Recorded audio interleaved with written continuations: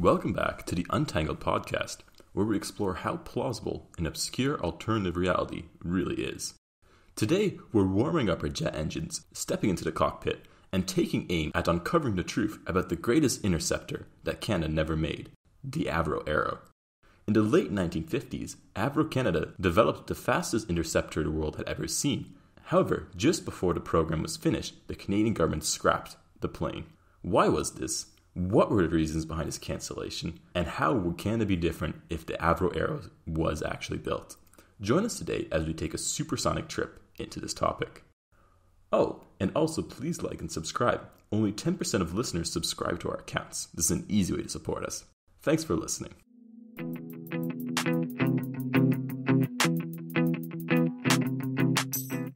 So, welcome back, everybody, to this amazingly Canadian and technologically themed episode, which I have been really preparing for and really excited for.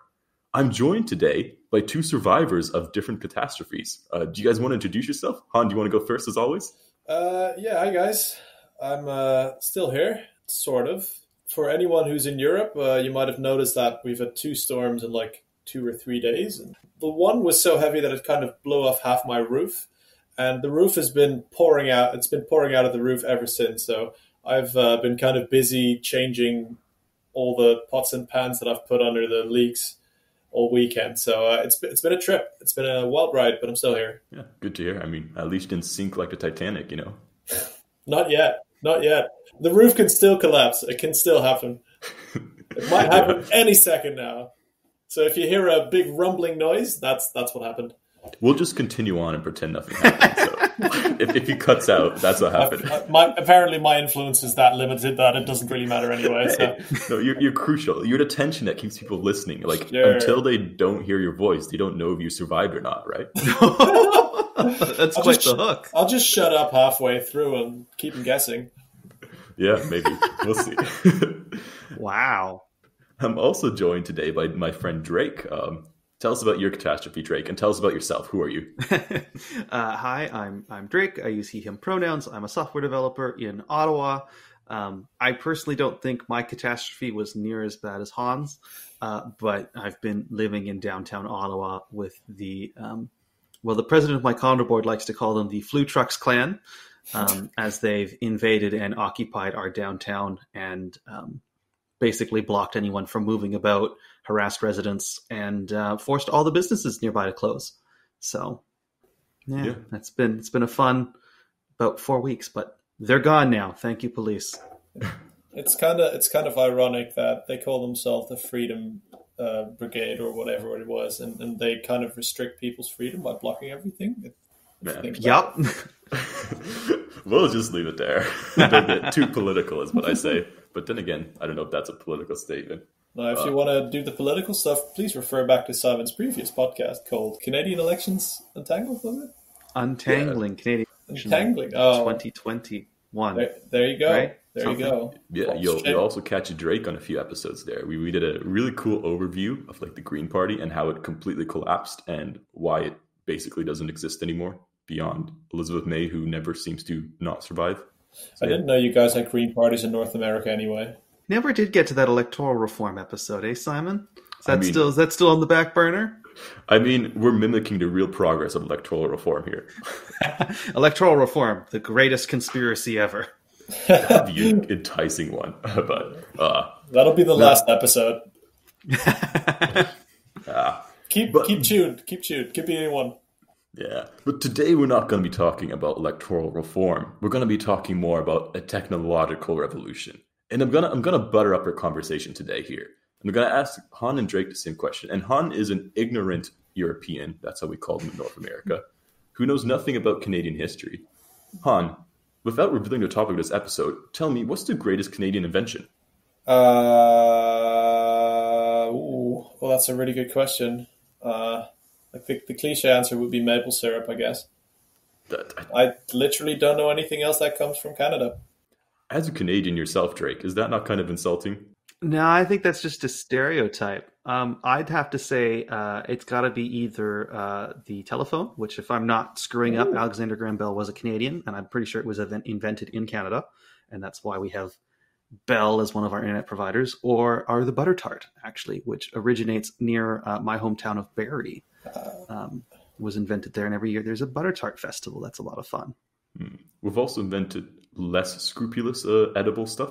I believe Hawaiian pizza is also a Canadian invention. That's another Canadian. Oh, I should have gone with that one. Is that a Canadian invention? Shame on you. Shame on you.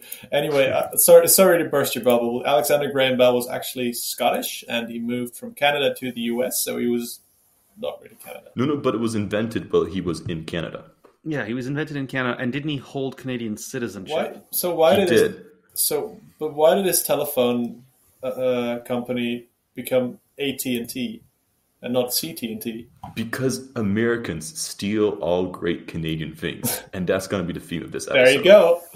It's a marker of any great Canadian company that truly succeeds will be bought out by the Americans, up to and including Tim Hortons, which was, the be-all and end-all of Canadianism until their acquisition. The be-all and end-all of Canadianism. That's a good one. They've gone down so much in quality, I have to say. Oh, it's so bad. It's the one thing that unites Canadians, truly, is how bad Tim Hortons has gotten. Every time I come back from Europe to Canada, and I stop in the airport, I'm like, should I go in and buy an overpriced sandwich or a coffee? And every time I'm like, yeah, I'm Canadian, I should. And I regret it every time even more. It's so sad. But I made a short list of other Canadian innovations too. And the best way to tell a good Canadian invention is to look at our money. Because on every one of our money, there's some kind of invention. So we invented... Really? That's cute. We invented insulin, which is a good one, It's important. It keeps some people alive. Also, Drake, you're gonna hate yourself. You are no longer a Waterloo computer science major because you did not mention how we invented the BlackBerry. Okay, but that's a device, right? That wasn't invented. That is Waterloo people they created it, but that's it's a smartphone. It was still invented in Canada, made in Canada. Yes, but made in versus invented. It wasn't like this brand new product category. Yeah, it was.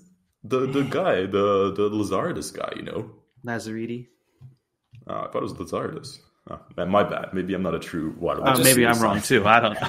I did just find a cool link between Canada and the Netherlands, and also your job, Drake, because apparently you guys invented Java, and we invented Python.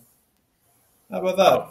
Oh, there we go. I did not PHP. know that. PHP was invented at UW, and it's a very popular language. Facebook was written in it. Importantly, was never supposed to be a major web language, and so it's actually quite bad. And there are entire websites dedicated to detailing all the awful things that go on in that language. Oh my god! Can I tell you another great Canadian mechanical invention? Which I don't know if you know. Is it the Canadarm? I was gonna say so. Yeah. Do you know what the Canadarm is, Han? The sorry? I don't know why, but we're really proud of the Canadarm. It's something associated being the peak Canadian mechanical technological innovation. Is it called the Canada Arm? Yeah. But there's the A and arm is mashed into Canada, so it's Canadarm. Canadarm. Do you want to explain what it is, Drake?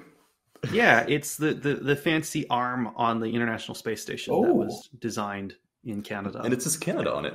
Oh. Yeah, as soon as you said the money, I see it. First thing that jumped to my mind as soon as that's you said actually pretty. Yeah. Oh, there's actually a big Lego version of the Canadarm.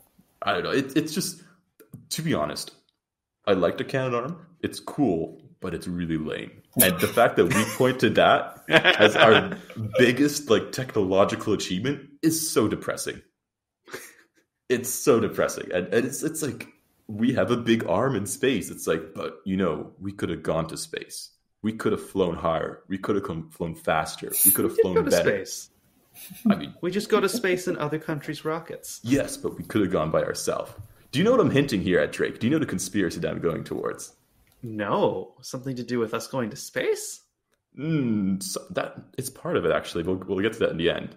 But have you heard of the best Canadian plane ever built? You mean the best Canadian plane that was never built? The Avro Arrow? Of course. Is there a conspiracy about the Avro Arrow? I mean, I consider it a conspiracy. That's my loose, tenuous connection. Okay. So it's more of a mystery than a conspiracy. So As we all know, just a short one-sentence summary, the Avro Arrow was a completely 100% Canadian-built aircraft, which was better, faster, stronger than any other aircraft in the world at the time, and it got cancelled by the Canadian government. It's wiped out of production. And so the conspiracy is more about why it got cancelled. Some people who are the boring ones say it ran over budget. Others say it was American influence. Others say it was some more nefarious political dealings. And we'll get into all that as well as the history of the plane. But what do you think about this, Drake? Because I know for me, the Avro Arrow was a really Canadian thing. As in, I don't know if this is your case too, but I remember distinctly in like grade 9 woodshop class, my woodshop teacher went on like a half-hour rant about how the Americans stole the Avro Arrow from us and destroyed the entire Canadian aviation industry and made us like the backbone of technological progress, stuff like that. Have you ever had any experience like that with the Avro Arrow? Well, I mean, I took grade 9 business, so I can't speak to having a shop teacher, but I do remember covering it in grade 10 history, and it was like, for something that seems more like a footnote of history, we did spend an inordinate amount of time on it. I mean, it's fascinating about, like, the patriotism and the marvels of Canadian engineering and building it on Canada, and, well, we don't really have an aviation industry that isn't heavily government subsidized. So, Is there any aviation company that isn't heavily government subsidized? I have no idea. I just know that Bombardier likes to have money shoveled at it. Oh, that's true. Airbus and Boeing are completely propped up by government spending too. Oh, good. Okay, so it's not just us. And my other conspiracy, same with SpaceX, that is completely propped up by American government. Well, that and American investors. Don't forget that. It's a bubble. Yeah. But anyways, Drake, how much of a conspiracy do you think there's here? I guess if I gave you on a 1 to 10 scale of conspiracy, from 1 being no conspiracy, 10 being very much a conspiracy, do you think there's any kind of conspiracy around the Avro Arrow? Or was it just as you said yourself, you took business class, was this just a business decision? You're saying like the conspiracy being that the Americans forced the Canadian government to cancel it and scrap it? That's the conspiracy?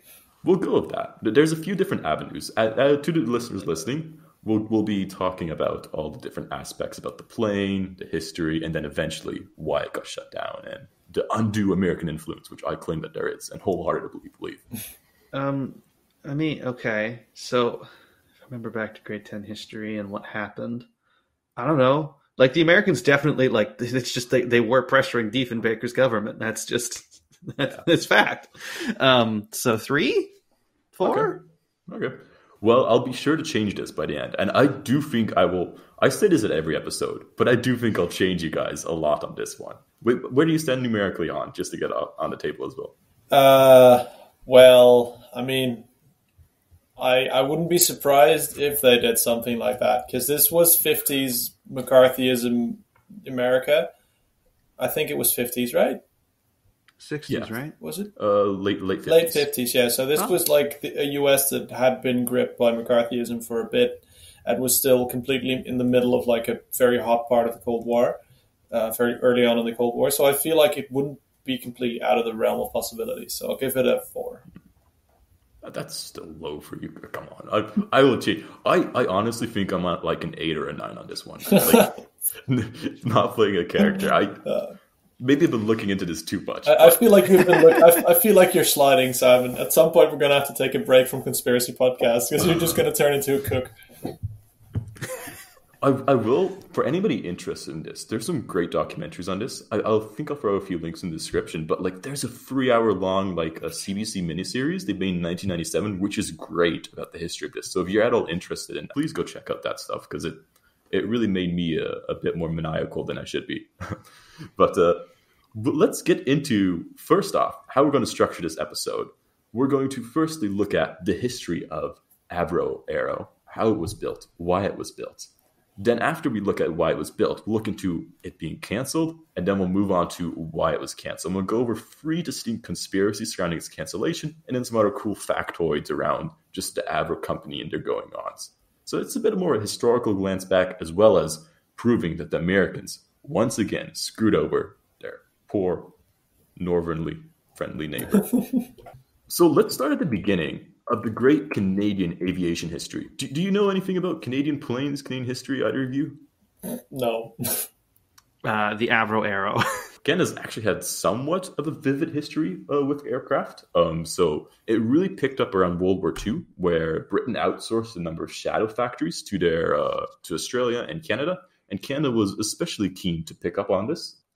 Particularly one of them, the National Steel Car Limited organization, was in charge of creating the Lancaster bomber, which was the preferred bomber of choice for UK and Canadian forces during the Second World War. And, it was a pretty impressive feat, mainly because the entire aircraft was built on site in Canada. So it was, I think, like 30,000 different parts, and really proved to the world that Canada could build a plane. Which, not every country can say, looking at you, the Netherlands. Sorry, what?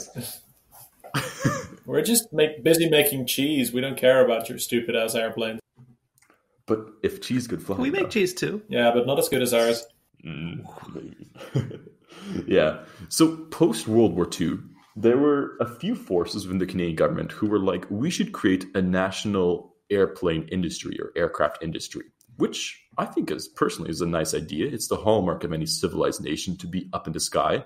And at that time, aircraft and air stuff was really progressing to a great extent. So eventually, National Steel Car Limited got transmorgified or transformed a bit, and was eventually somewhat sold to the UK firm Hawker Siddeley, which made out of that Avro aircraft, which became Avro Canada aircraft. With that, it was heavily supported by the Canadian government, less financially, but more in spirit, making sure it gets going. And then they also got a bunch of government contracts. So C.D. Howe, who was pretty influential within the Canadian government, he was known as the Minister of Everything at the time because he was the Minister of Everything. He was in charge of war reparations. He was in charge of recovery. Basically, he had this great idea, really supported Avro Arrow, and wanted it to become the leading airplane company in North America, basically. We can even see one of the early projects. Actually, Han, I'll ask you this. What do you know about jetliners? Who do you think made the first jetliner in the world? Jetliners? Well, it's going to be a Canadian because you're smirking at me. You would be wrong, because of a technicality. So the first jetliner to take to the sky was in August 1949 with the de Havilland Comet.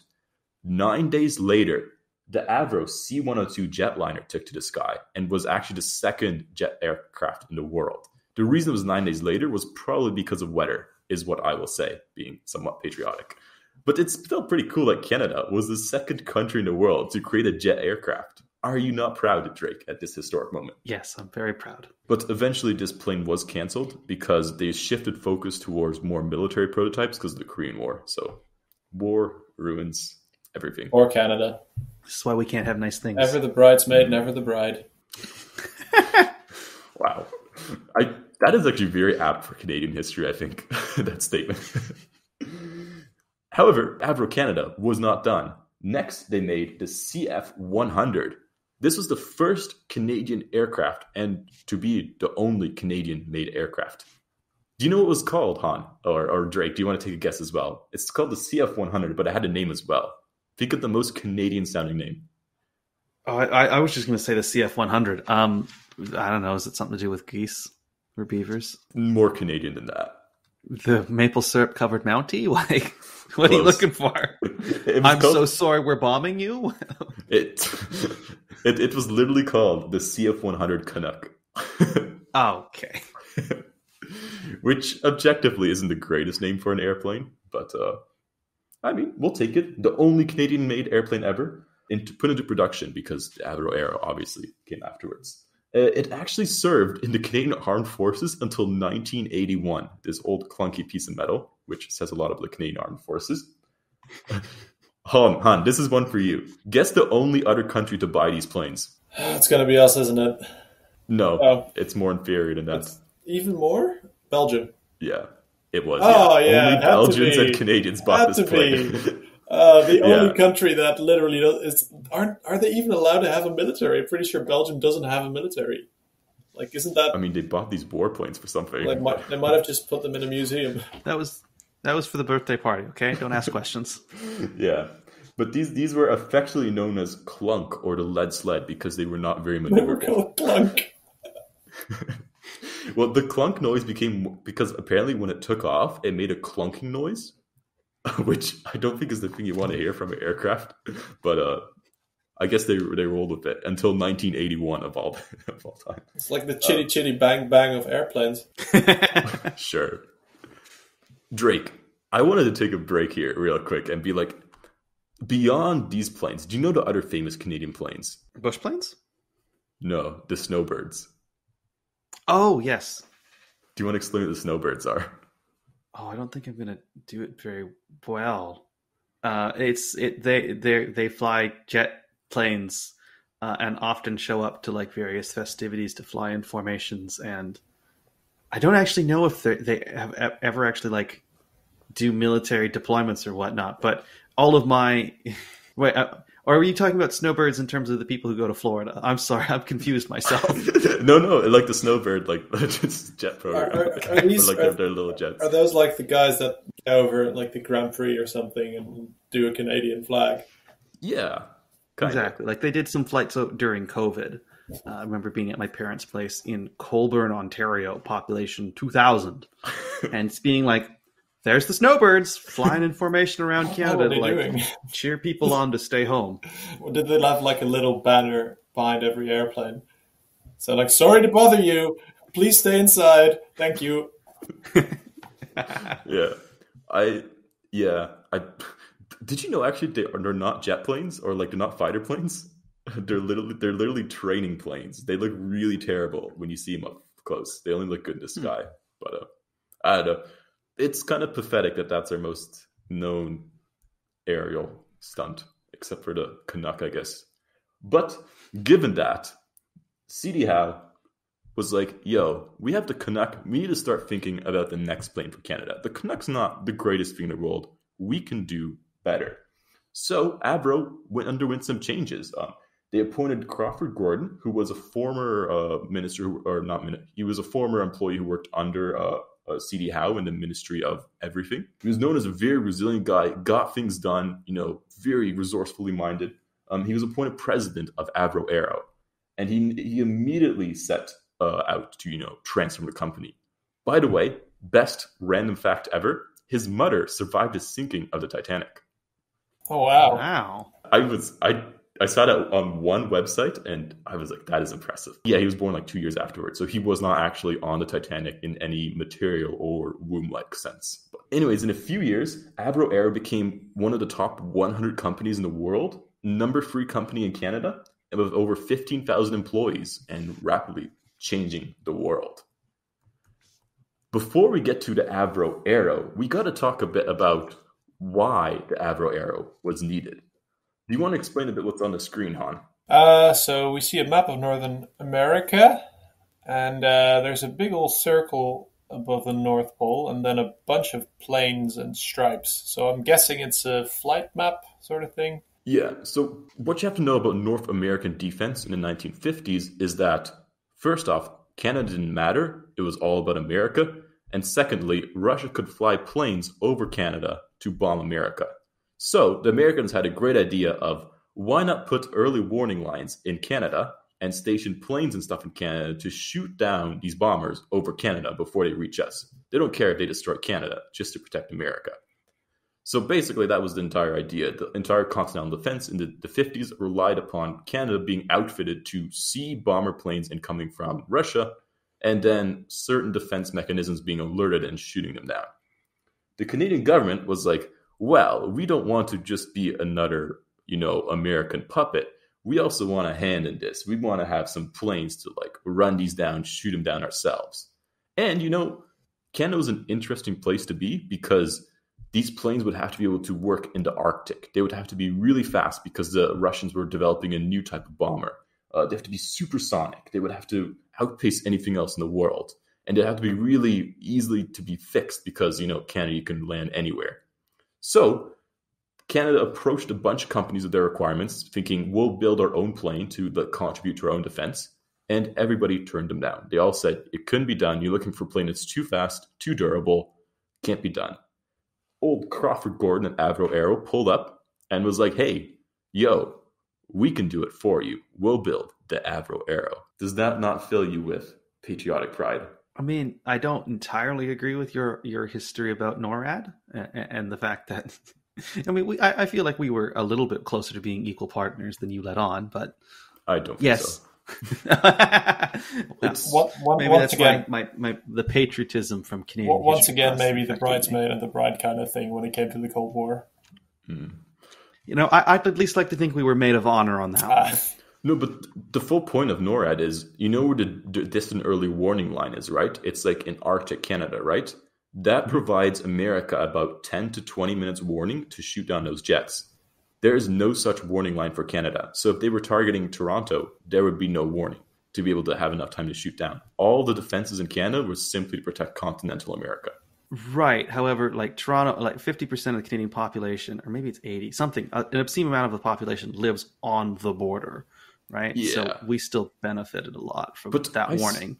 I still somewhat care about Alberta, Northern Alberta. Somewhat? So, come on. How about Iqaluit? I mean, to be honest, I think if they nuked Iqaluit, I think it'd be a few weeks before we noticed. But So you just lost a few subscribers, I feel. Like I don't think they get fast enough internet in Iqaluit to hear this podcast. Well, they'll get it. So, see, if you're listening to this in about 5 years' time over there, I apologize on behalf of Simon. Please don't tune out. I'm not going to get cancelled for saying I think we wouldn't notice if Iqaluit got nuked for a few weeks. I'm saying we would notice eventually. Regardless, moving on from this. If I were from there, I'd be offended right now.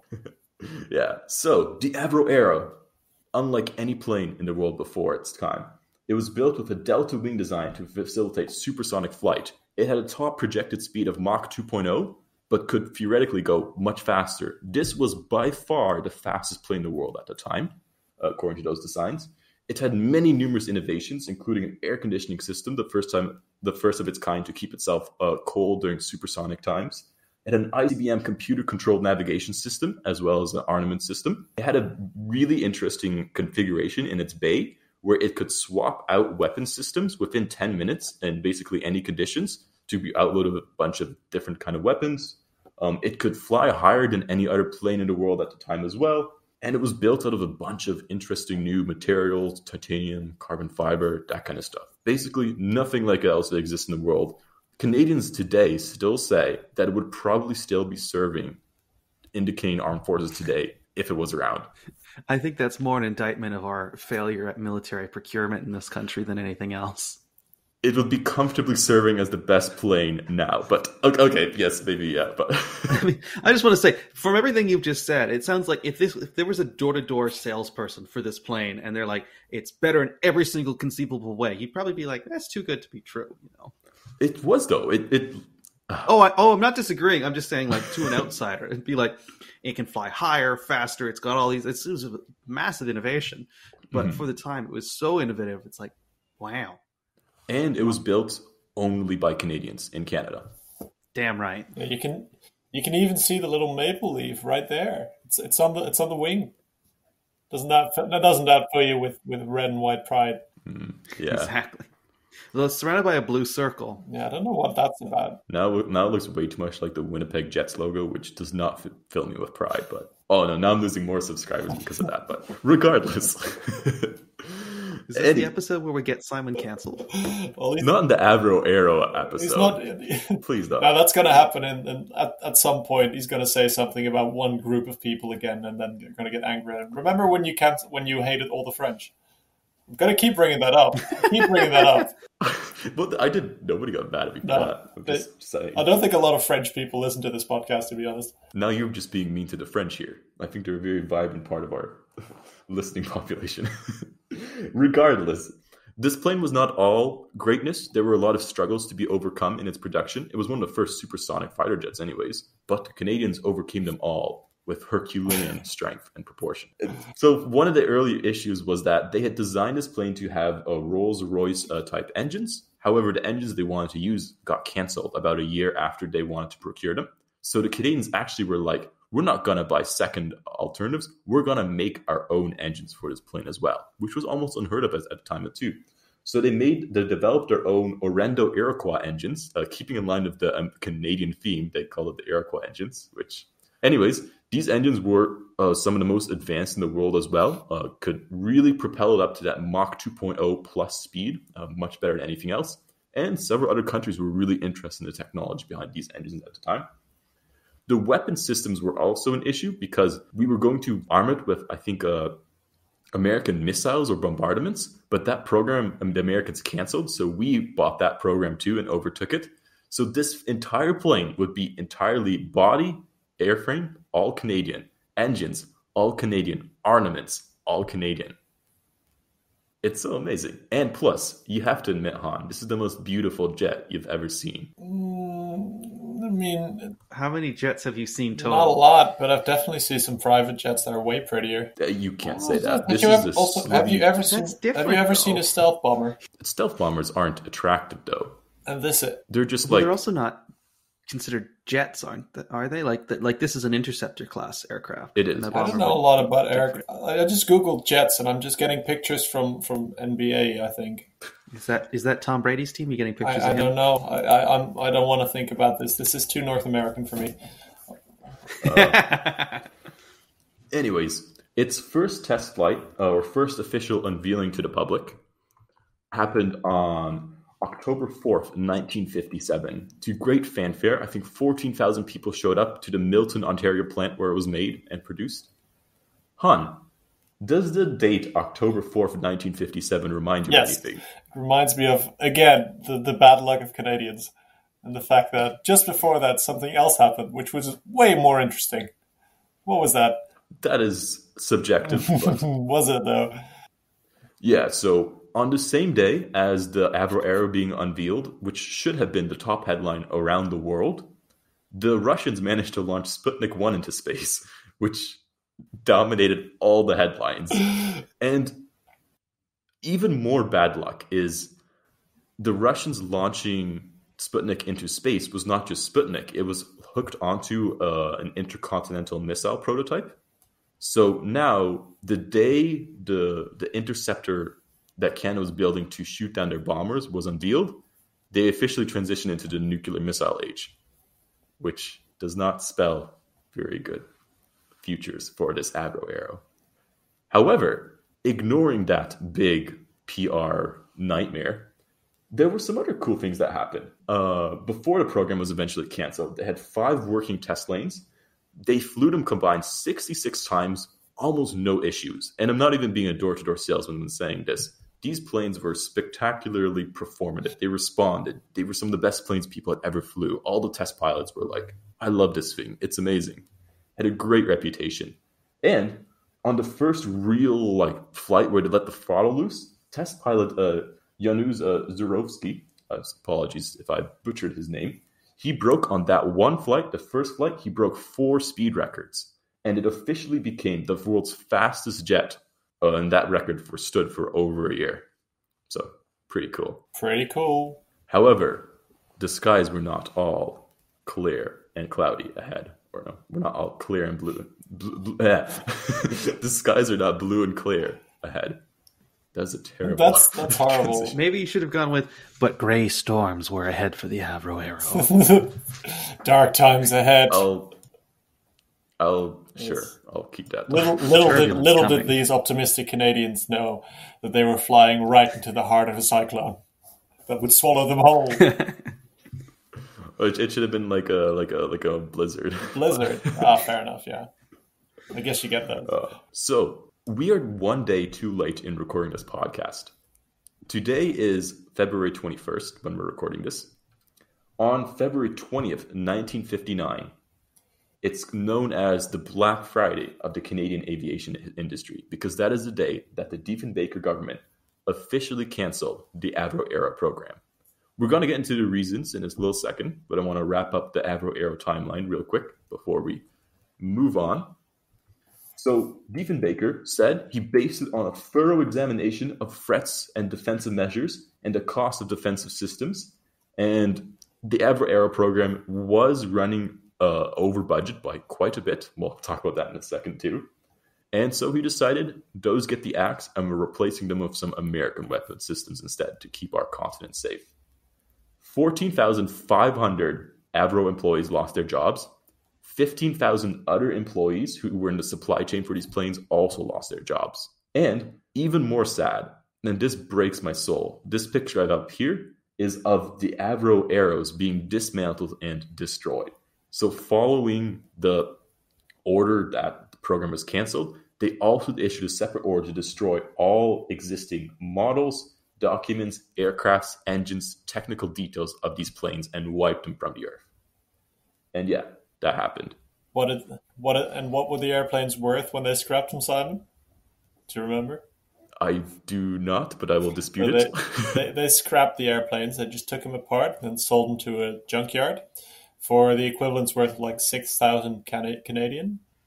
So yeah, very expensive airplane. Cost millions, like billions actually in current day money to build, and they scrapped them for a few thousand.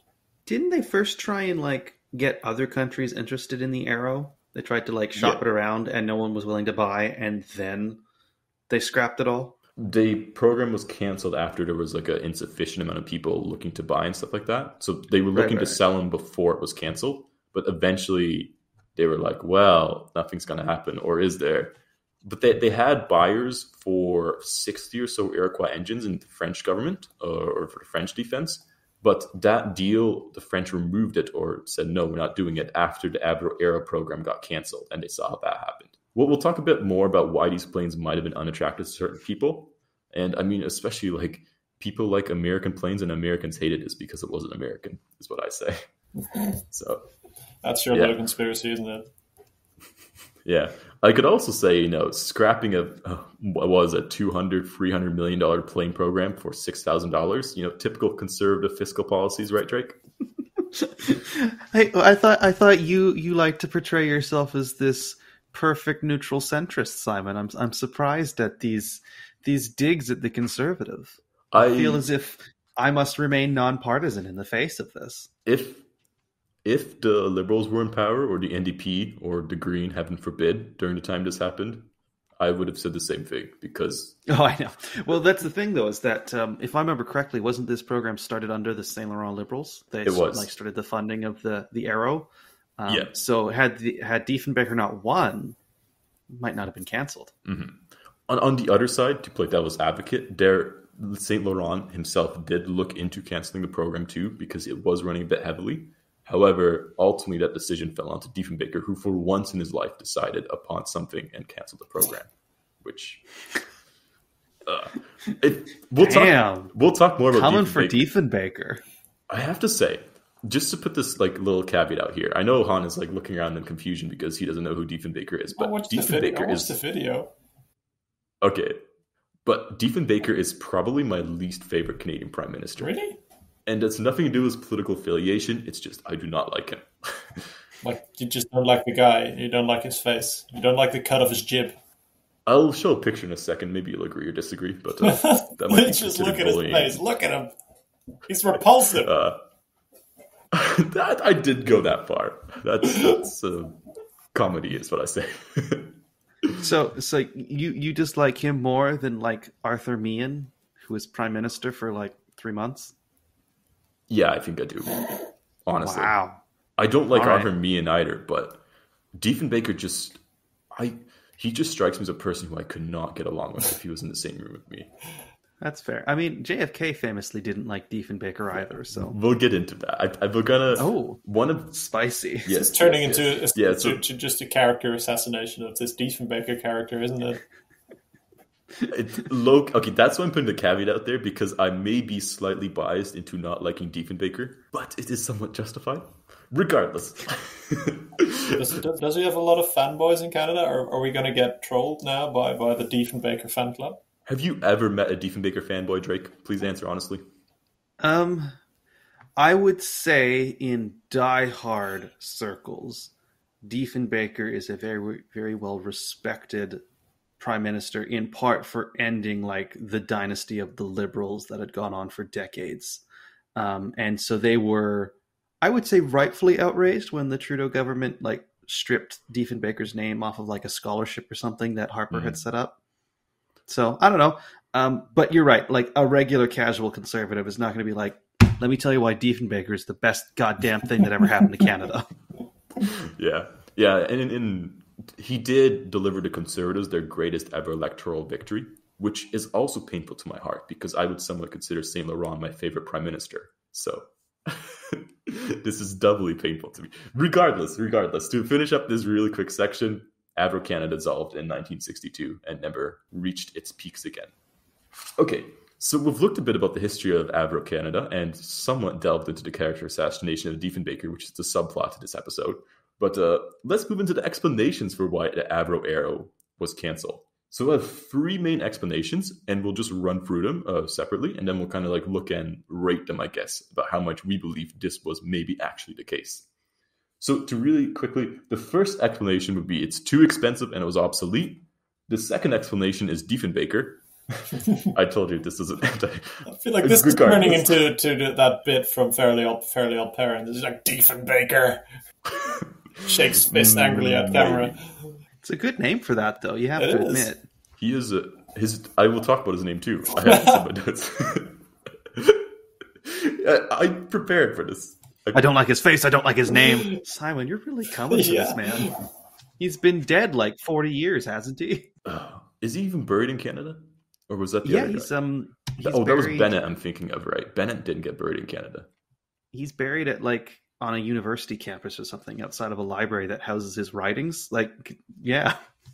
I'm pretty sure, unless I'm mixing him up with a different prime minister. Yeah. I know, I think C.D. Bennett was the one that wasn't buried in Canada because he hated the country so much he left. You have a prime minister, which is no exaggeration. Prime minister that hated your country. He was prime minister in the Depression. Oh my god! Sorry, you have a prime minister that really hated your country. Damn, you guys got a problem. Got problems. Regardless, remember, always the bridesmaid, never the bride. All right. Fair enough. Yeah. No. Anyways, and the third explanation would be America. So we'll get into that. It was too expensive and obsolete first as the explanation. So each of these planes was allegedly priced at $12.5 million each in 1960s money. And this would be in order for around 100 planes is what we would need for Canada. So that was priced at around 200 to 250 million at the time of proposal. However, it was proposed as a $100 million program first off, which was maybe not the smartest advertising move. But then again, what major industrial project does not run over budget? So by 1958-59, when the pressure was coming on, the program had already cost $235 million, and there was a need for an additional 100 to 150 million to even like complete the program. So in today's money, that would be billions over costs for the program. However, in defense of it, it did employ 30,000 Canadians, which is no small sum. Also contributing to this is the fact that this was mostly coming from the Canadian defense budget, which, as Canada is not a huge nation, was not too big to begin with. So estimates were putting the Avro program in itself as taking up a third to 2/3 of the entire Canadian defense budget, which seems a lot for a flashy plane, or at least that's what the tank boys were saying, who were quite pissed about this going on. The tank boys? As well as You mean the army? Yeah, the army and the navy, yeah, they those were all boat boys and those tank boys are really screwing with our airplane vibe. Yeah, I mean, we did design a tank, and we produced it, which is weird, but I'm pretty sure if my military history serves me correct. So yeah, there was a lot of political pressure from that end, and moreover, there wasn't a lot of international sales. So the U.S. was a hard no; they would not accept Canadian technology. It's like a little brother coming up to you and like offering you something. You're like, my pride will not let me do this. Something like that. It was really sad for Canada because this plane was literally better than any of the airplanes at the time.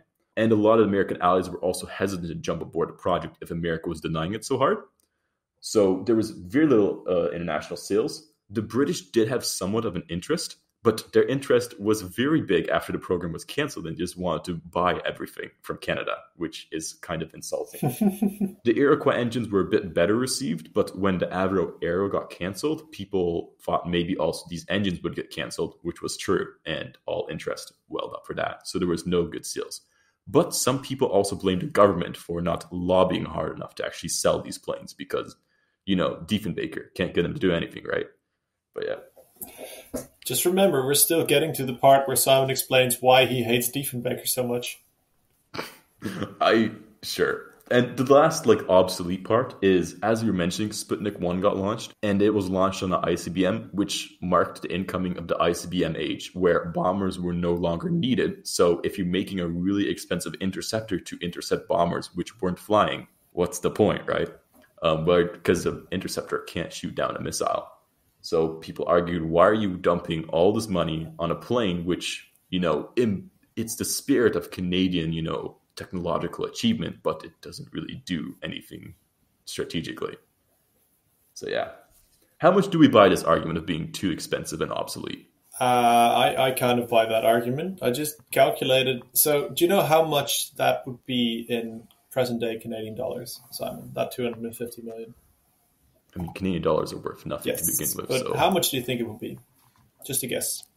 Let's go with 20 billion Canadian. Okay, no, that's too much. I saw some figures. I think it was around 6.7 or something like that. I didn't want to speak too soon. It's 6, yeah. Yeah. Which, I mean, to be honest, 6 billion is, yeah. Compared to how much we're spending on boats, that's a steal. Yeah, to be honest. Yeah. Yeah. But you guys really need boats, so I feel like that makes more sense than airplanes. Kind of. What do you think, Drake? What do you think about this budget explanation? I think that mostly aligns with. I mean, there's other parts that I was taught in school, but I have a feeling that might be spoilers, so I'll hold those back. But yeah, I would agree with that. I would disagree somewhat. I'll explain later as we get into the America reason, because we obviously had money to spend on something. But regardless, moving on to explanation number 2. There he is. This man. There he is. You want to guess who he is? I'm guessing it's going to be that French guy you just mentioned. He's not French, though. Louis Saint Laurent. Louis Saint Laurent? Yeah. Louis Saint Laurent was much more handsome than this man. But anyways. He was. Anyways. Also, there's no child in the picture. It can't be Louis Saint Laurent. They famously wanted him to look fatherly. Yes.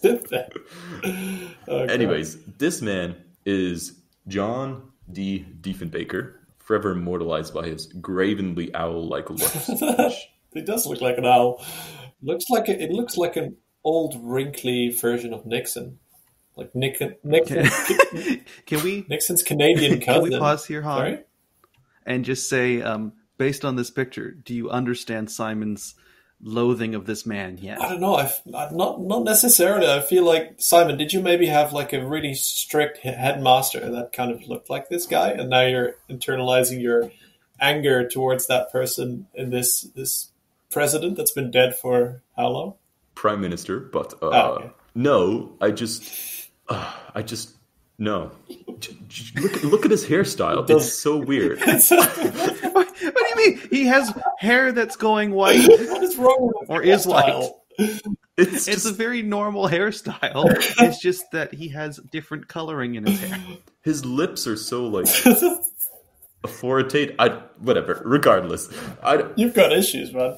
Issues with John D. Diefenbaker. Anyways, my man Diefenbaker here.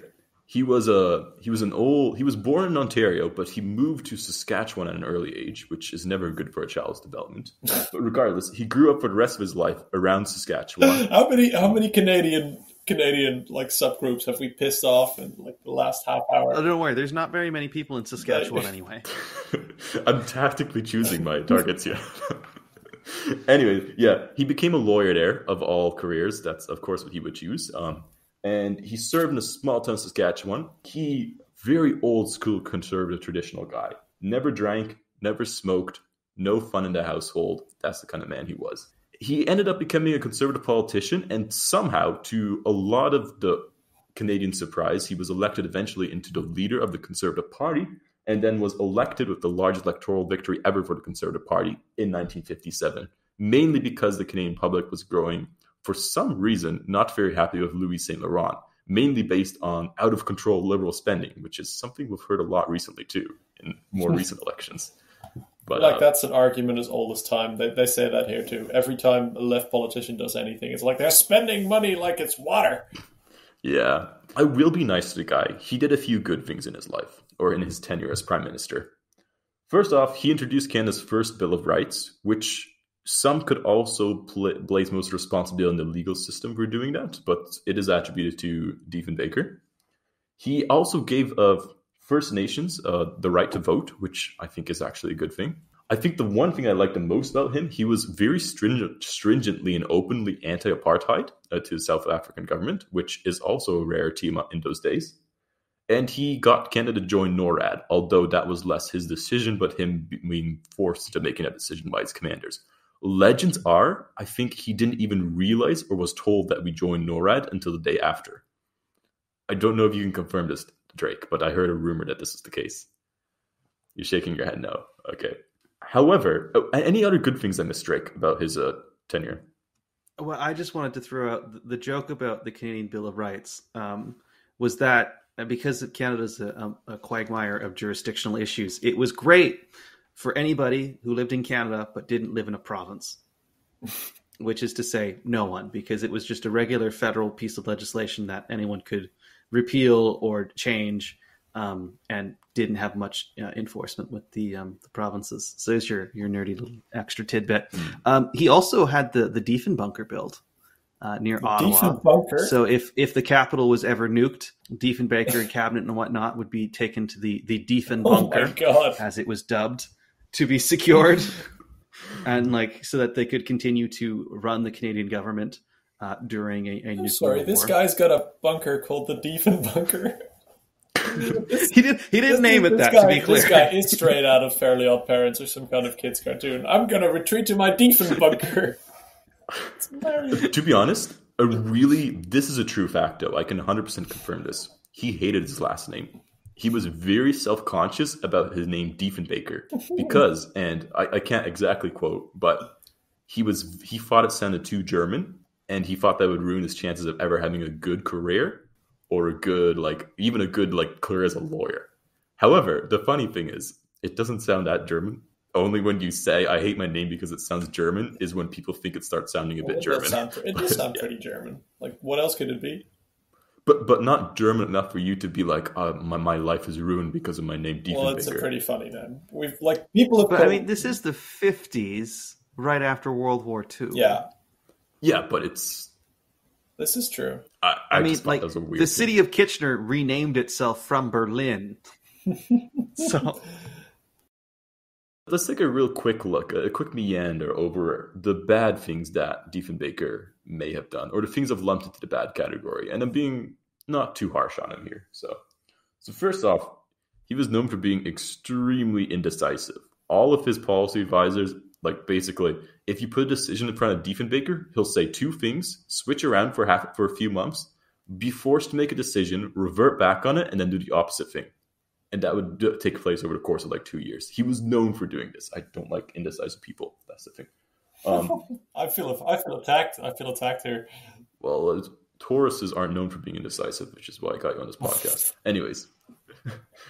Anyways, he also canceled the Avro Arrow, and he flip-flopped on nuclear policy, which we'll get into in a second. And he had very poor relations with the U.S. JFK actually hated his guts. JFK was the reason why he wasn't reelected. I don't know if you know the story, Drake, where JFK got so fed up with the nuclear flip-flopping Diefenbaker was doing on whether or not to accept nuclear arms into Canada.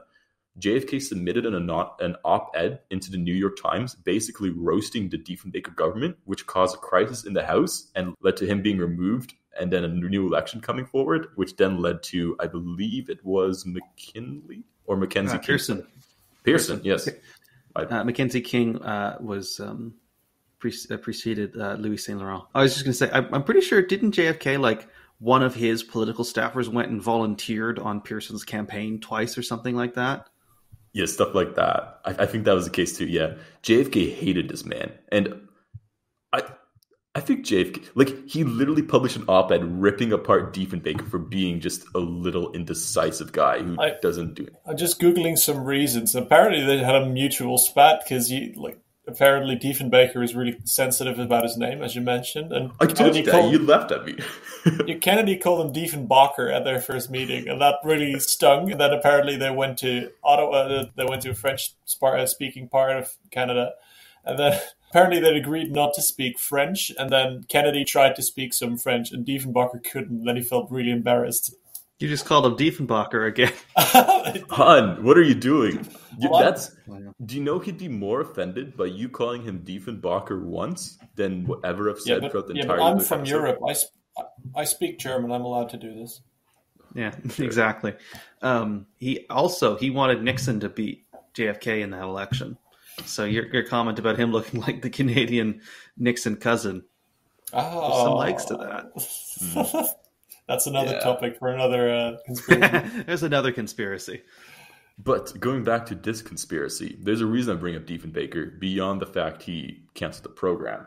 There are rumors, or very strong rumors, basically confirmed rumors, that he and Crawford, so the head of Avro Arrow, the amazing Crawford, hated each other's guts as well. So apparently there were some meetings they had, and Crawford would run in half drunk, smoking in his face, and Diefenbaker, really traditional guy, doesn't smoke, doesn't drink, hates confrontations, and Crawford was basically the opposite. They hated each other's guts.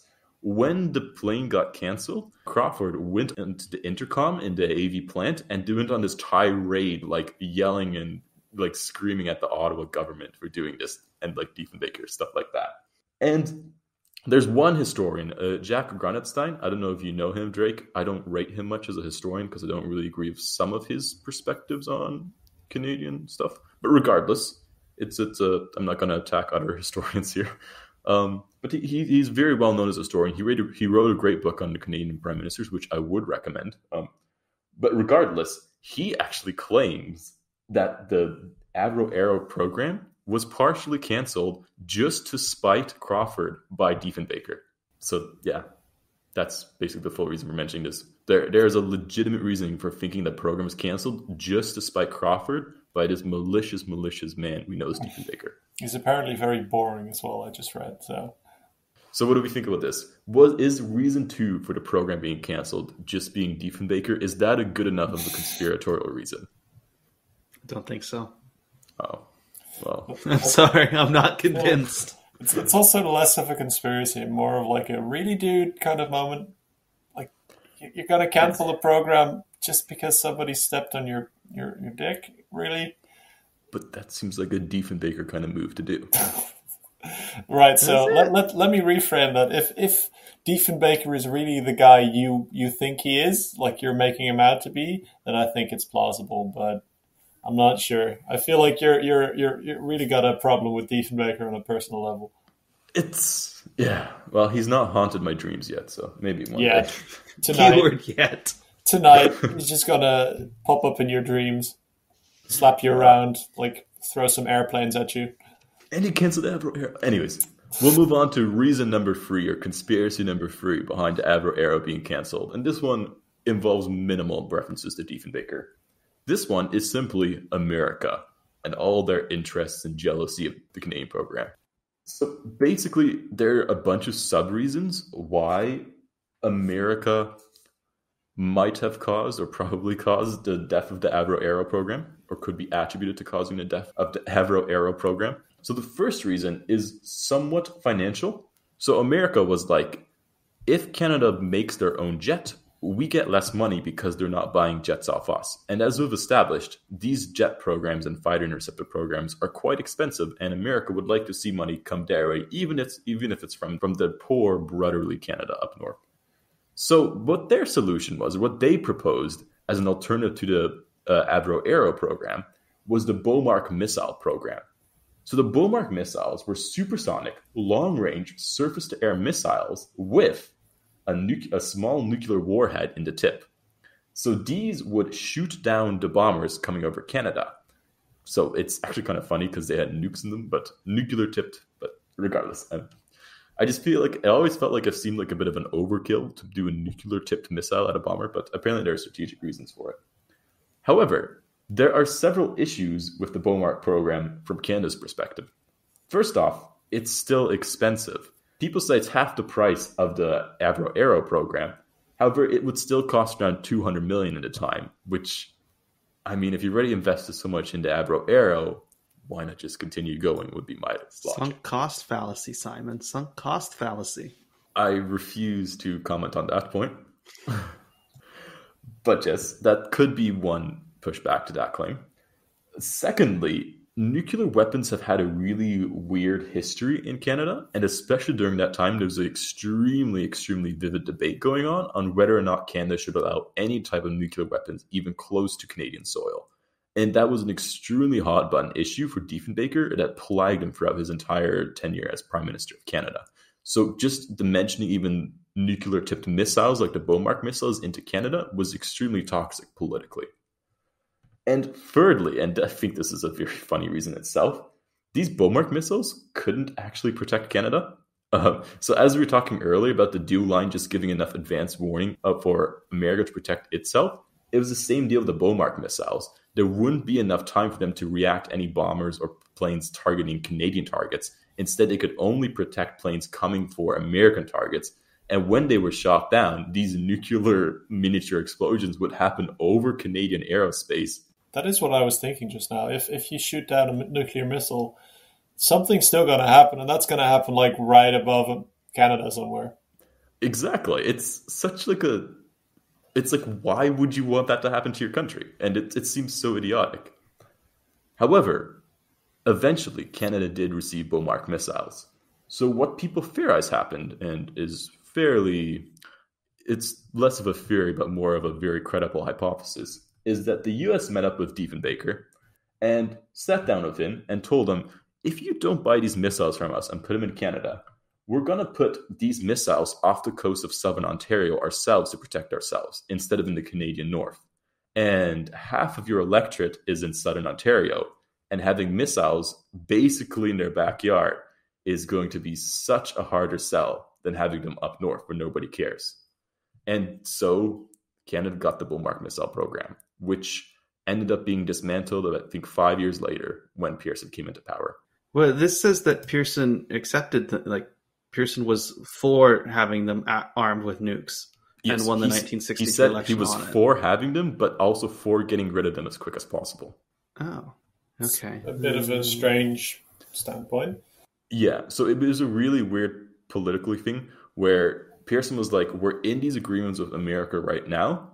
We have to live up to them because Diefenbaker got us in the position. So we'll accept them into our country, but I promise the Canadian people I'll work as quick as possible to get rid of them.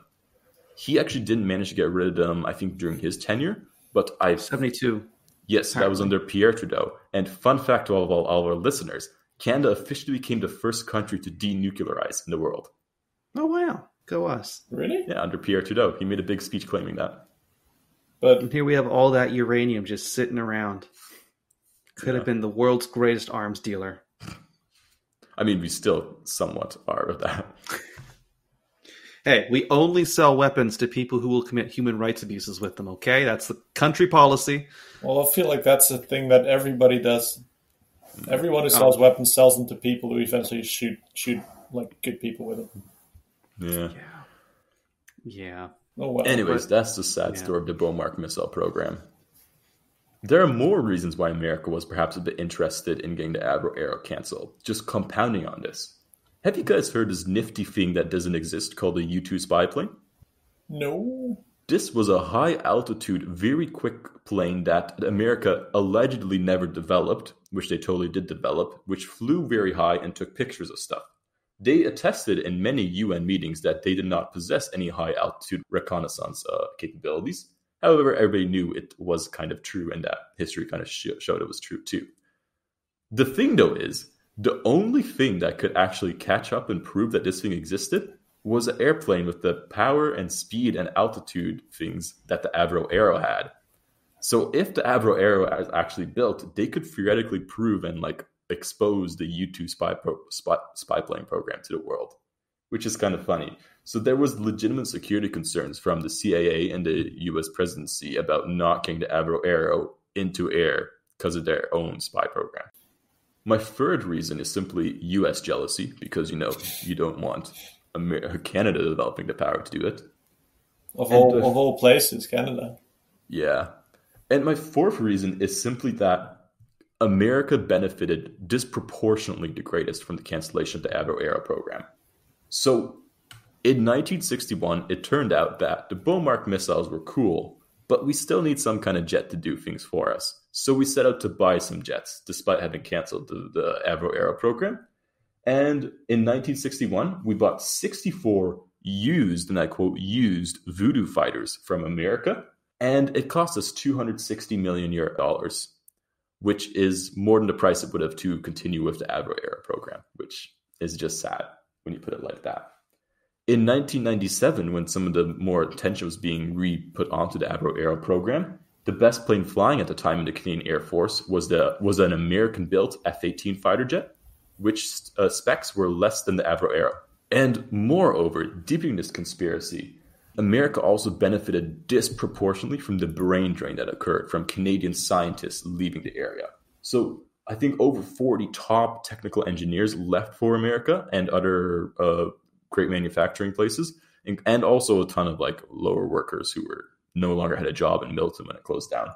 So some notable names that I've jotted down here. Jim Chamberlain, who was the chief Avro Arrow engineer and designer, he became head of NASA engineering, and he spearheaded, and I quote, spearheaded the Apollo and Gemini missions to the moon and into space. Also was a Bob Lindley. He became the head of engineering and director of manned flight operations for NASA, also during the time of the moon landings and all their space programs. Owen Maynard became the NASA Space Task Force chief engineer and also designed the lunar landing model for the Apollo missions. John Hedger became the flight director for the Apollo missions as well. John Sanford, for instance, he became the director of engineering for the Space Shuttle launching program. And we also bled a lot of talent to Boeing and de Havilland and other companies in those names. Are these people of Canadians or? Most of them were, yeah. So, for instance, Jim Chamberlain was a BC native who ended up dying, sadly, in Dallas, Texas. So there's a bunch of cool Canadian stuff that went to space that isn't the Canadarm. It should have been Canadian, but just no, the fun thing though is like Avro apparently had a space program that they were developing. Drake's just get beckoning like, of course they did. It's like, well, yeah, of course they're a space company. But they did. They had plans for, and I quote, the Avro Canada STAT, so the Space Threshold Vehicle, which was early plans to get a vehicle into space. And they even had like early eyes on maybe getting into the space race and maybe even going to the moon. So there were legitimate people of knowledge out there who were saying that if the Avro Arrow had gone through, Canada might have been the first to put a man into space and put a man onto the moon, if that happened. But yeah. I feel like that's a very, very, very long stretch. I mean, maybe Canada could have had more of an aerospace, more of a space flying industry. But first man on the moon, first man into space. I don't know. I think we have to consider this. I mean, Elon Musk went to university in Canada. He went to Queen's University. So maybe if we still had Avro kicking around, he would have started SpaceX in Canada, and it would have been our government heavily subsidizing it and our investors pouring money on SpaceX. And he would be buying up stupid little villages in I shouldn't say stupid little villages, cut that out. He would be please list some stupid little villages in Canada. No, I wasn't going to call stupid little villages in Canada, but he would be buying up like a village in Ontario somewhere instead of in Texas to build his space flying factories and shit. I think he's doing that right now in Texas. Well, I mean, beyond just the space program, they also had other space-related programs. Have you heard this thing called flying saucers, Han? I guess. This is called the Avro Canada Avro car. Would you like to describe this for our listeners, Han?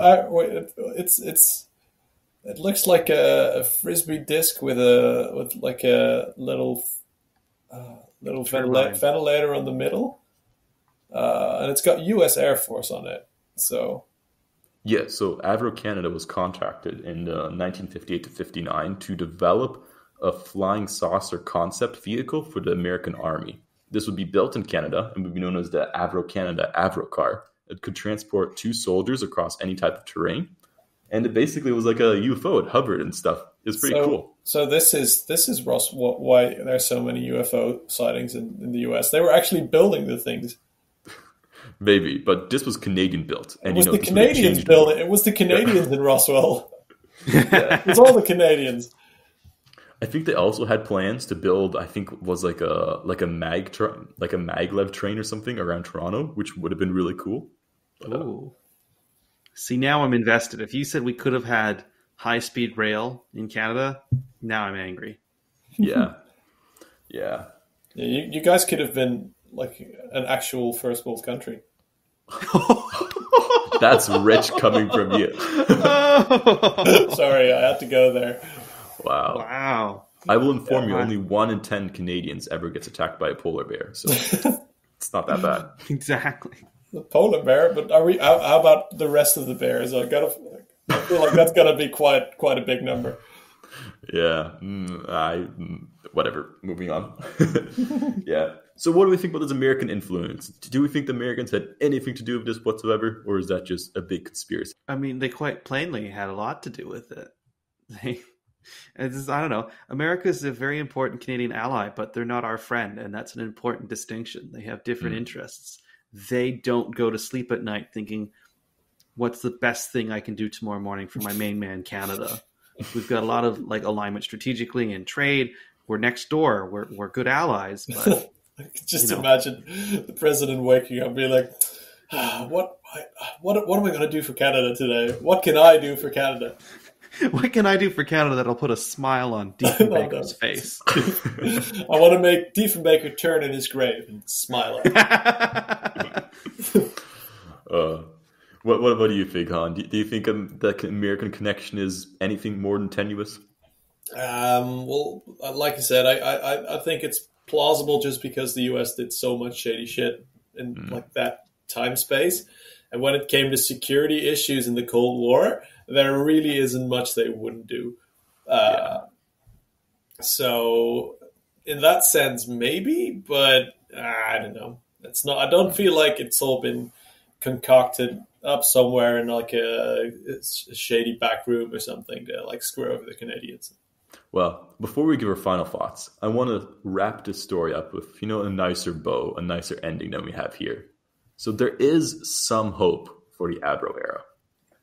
Allegedly, and there are very strong, persistent rumors that this happened, one employee flew one of the 5 Avro planes away before it was destructed by the Canadian government. This plane, I think some people say it ended up somewhere around Sudbury. Others say it went to a friendly nation abroad.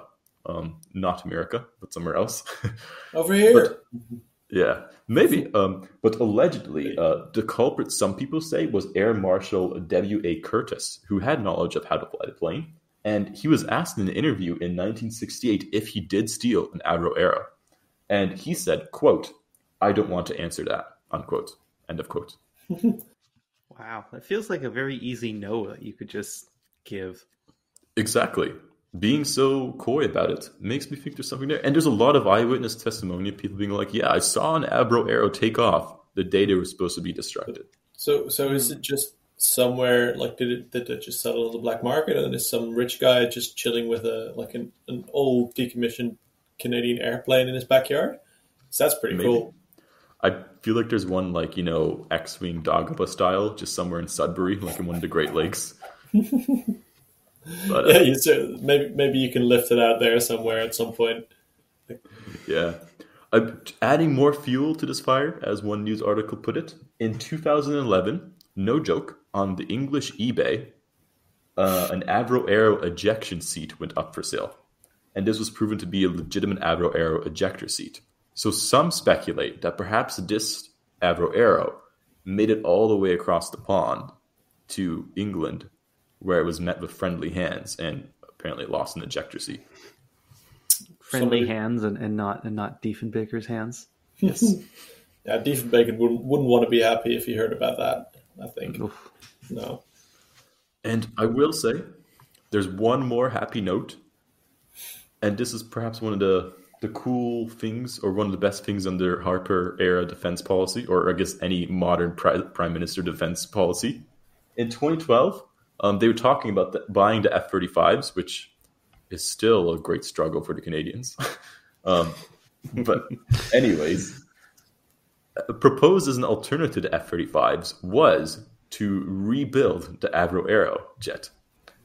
And this was actually submitted as a serious proposal by a private firm to the Canadian government, who first, according to newspaper quotes, thought it was a joke. But they looked into it and saw they were serious and there was some merit behind this idea. But then they decided it would be too expensive and not realistic, and it'd be kind of embarrassing if they resurrected a 1950s fighter jet to serve the needs of today. It would be a bit embarrassing, to be honest. But it could have happened, and that would have been the greatest alternative timeline. Isn't there a group of like people who are really dedicated to the Arrow who are building like an exact replica or something? It's not. I don't think they intend it to be flyable, but they're doing their darndest to make it as realistic as possible to the Avro Arrow. The people who really like the Avro Arrow, I forgot to mention this, they're called Avro heads, is what they're called. Avro heads, seriously. But yeah, there was a group. Oh my god. There are several models built. So I think there's a model in the Canadian Aviation Museum, which is probably very densely populated with Canadian aircraft. But there's a model of it there. And allegedly some guys built some kind of working prototype thing. I think that's what you might be referring to. And it was featured in a 1997 documentary about the Avro Arrow, which I would recommend people watch. Or not documentary, it was the live action CBC miniseries, which went really hard on the Diefenbaker hate, by the way, which I was surprised for the CBC to do, but maybe not surprised then again. So there's hope. We could see an Avro Arrow in our... Well, okay. Perhaps we could see some hints of an Avro Arrow in our lifetime again. We just spent 6 years to buy used jets from Australia. No, there's no hope. Yeah. I gotta say, I do feel that problem with buying military equipment. I think we had in the Netherlands a really big thing when we wanted to buy airplanes because we just had some F-16s or something lying about, and F-17s were too expensive. So we bought half a Joint Strike Fighter, I think. I've got to fact check that, but I think we like came together with like Belgium or another small country. Like, all right, we're just going to buy half of it and just part-time it. We're going to share it. Yes, I'd like to buy one timeshare in a fighter plane, please. Well, it's. I mean, we're famous for being we're notoriously cheap, and I feel like this is the cheapest thing you can do. It's like I'll have an airplane, and then you look at the price tag, and they're like, actually, I'll have half an airplane, thank you. Yeah, Luxembourg, you want to kick in a bit? Yeah, Luxembourg, come on, man. You can have it on Tuesdays and Wednesdays, and we'll have it on Fridays and Saturdays. All right? Yeah. No, I remember the Dutch government actually bought, I think, got somehow 2 new F-35s or something. And the day it landed, they sprayed the wrong foam on it, which somewhat destroyed it a little bit, which was also funny. Oh my god. Yeah. It's actually F-35s. Yeah, the Joint Strike Fighter is an F-35. Yeah. Well, you're making me feel a bit better about my own country's military procurement policies. Oh yeah, no. As terrible as we do. We don't have much of an army, and what we have is kind of rusty. So. Oh, ours too. Oh yeah. We just let the French do everything, to be honest. That's us in America. Yeah, fair. Very true. Very true. Well, I think we should start wrapping it up a little bit here. We always like to end with giving our final thoughts on the conspiracy. Were we changed in our mindset? Were we at all differed? Do we believe that the Avro Arrow was brought down by the nefarious Diefenbaker, was destroyed by a jealous America, or was simply a minor overspend in the Liberal government? What do we think? Han, do you want to kick it off? And then I'll go to you, Drake. I think it's just a sad state of affairs that came together due to a lot of bad luck and cock-ups, which eventually led to Canada not being able to show its full potential on the world stage, which due to the fact that never happened, you'll always have that little thing. But what if we did? What if we could have? And I think that's very valuable. So, yeah, that's my closing statement. Do you think there was any conspiracy? Or it was just no? I don't think there is much of a conspiracy, to be honest. I feel like it's more of just incompetence, and maybe Diefenbaker had a little wry smile on his dogged face as he was signing the death warrant. I can see that happening, but I will like to point out that I got you to admit there was more of a Diefenbaker conspiracy here than the America conspiracy, based simply on my continual mention of Diefenbaker. You got me really enthusiastic about like your hatred for this one man that died 50 years ago. Like your strong disapproval, dislike, and even like disgust for this man. I would say disapproval is what I'd call it. I You don't were hate people. You were literally criticizing his hairstyle just now. Maybe I'll edit that out. That's all I'll say. You really shouldn't. I think that was great. It really adds flavor to the hatred. Drake, what about you? What do you think about this episode? Where do you stand on the Avro Arrow? Is there any conspiracy? How much do you like Diefenbaker? I think I need to get a Diefenbaker a portrait now. I mean, I live near the Diefenbaker Finance Building here in Ottawa. Glamorous. I don't think that I got much, like the thing about Diefenbaker and the Avro Arrow guy not seeing eye to eye. Sure. I think I come down more where Han did about, okay, so I don't think he did it for that reason, but, you know, happy side effect would be like, yeah, I'm sticking it to this guy I don't like. I don't know. I'm sorry to say that the indoctrination I received in my high school education has not been shifted. Mm-hmm. And is it a conspiracy of the Americans? No, I just think that's just the truth of the history of the matter is the Americans wanted us to, you know, take their things, and that the Avro Arrow program was very, very expensive. Let me close by asking you, Drake, as a Canadian, do you think Canada would be a better place if we had an Avro Arrow? Would it make us a more united country in these desperate times we have today? I mean, maybe if we built Avro Arrows, we could use them to solve our homeless crisis. It's perfect. We'd be a better country. You could have these. We could give them jobs, you know. Yeah, you could take these airplanes and have big nets, just scoop up all these homeless people and fly them out into the sea. No, oof. That's not quite what I had in mind. Oh, it wasn't. Oh, okay. I'm sorry. I was thinking they could live in the plane. Oh, that'd be cozy. It would be warm. Yeah. I think in many ways that the Avro Arrow being canceled tragically kind of like gives it this like holier than thou symbolism that we look up to, because there's a chance that had we had it, it would have been like, well, we'd probably still be running them to this day, as you mentioned, but that's just because we're terrible at procuring and keeping our military current. I don't know. In some cases, I think the symbolism and its importance comes from the fact that it was canceled tragically. I would have liked to have seen it. Yeah, I think that'd be very cool, but maybe it wouldn't be so important or symbolic to us had it actually happened. They look a hell of a lot better than those snowbirds. Yes, very true. It's training planes, all right? It's for country morale, except they had an accident a couple years back. Can you imagine if they had like 12 of these Avro Arrows flying around? Like, then you'd really feel that Canadian pride welling up inside you as you see them. Yeah, but we can't have a quarter of our airplane fleet dedicated to just doing morale boosts. All right, well, I mean, like I said, the Canadian government is very miserly with its defense spending. Hey, have you not heard of the Royal Canadian Mounted Police, like their little training show? That's like, I swear that's like half the RCMP that do that. Oh my god. I will say, I like big technological innovation products and stuff like this. And the fact that Canada could have had one, and I could have been living near a country that had one, would have made me so happy. You live near a country that had one. It's called the US. Anyways. It would be nice for us to have a big vision of something, that we could rally behind as a country and be proud of.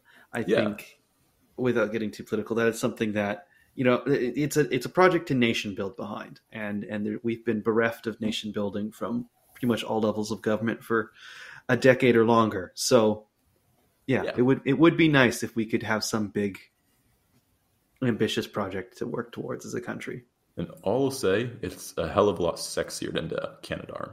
I don't know, but have you seen how the Canadarm articulates? That's not what I'm into, but okay. Very interesting. We put Diefenbaker's face on it. Would that make you more interested? Oh, no. Diefenbaker's face on the International Space Station would be great. Imagine we called it like the Diefenbaker arm or something like that. Oh, the Diefenbarm. The Darf, the Barf, the Diefenbarf.